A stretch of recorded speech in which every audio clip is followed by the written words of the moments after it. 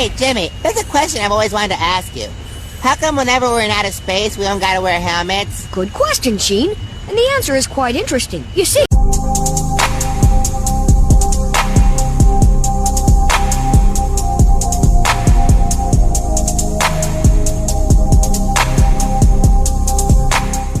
She'd like a hefty boy with glasses who's into llamas and sleeps with a blankie and has unsightly spots all over his...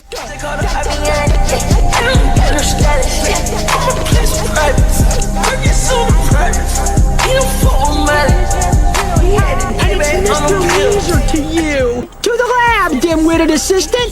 Yes, sir. Yes, sir, Mr. Wheezer. Any questions? Yes. Are you going to finish that croissant?